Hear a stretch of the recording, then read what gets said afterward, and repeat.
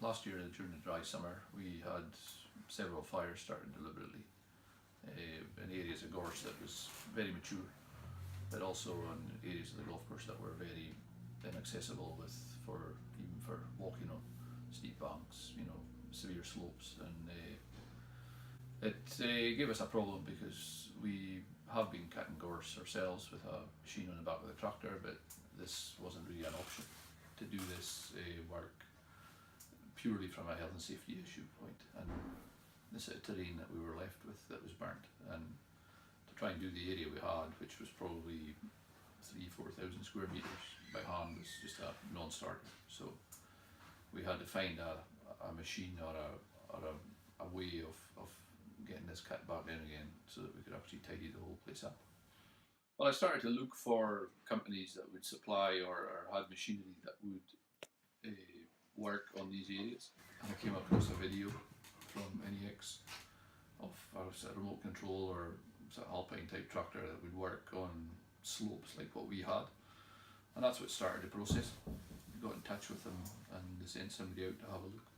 I was a wee bit sceptical from the start, I'll be honest about that. When I saw the size of the machines sitting on the trailers in the morning in the yard, I thought they're gonna struggle to cut all that. It was really penciled in for a week's work, but I hold my hands up. Once I saw the machine start to work, I was amazed how quickly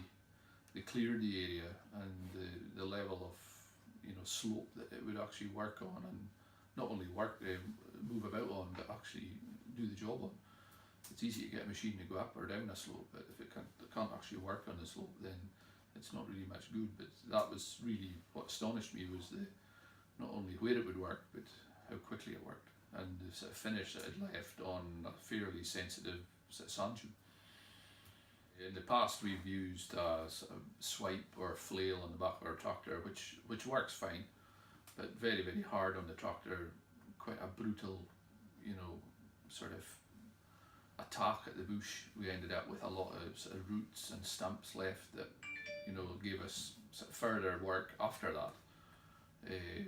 But having seen what I've just seen with the work that's been done, we've still got sort of fairly big areas that we need to cut, and I wouldn't hesitate to go down the road of getting Inex back in again to do it again.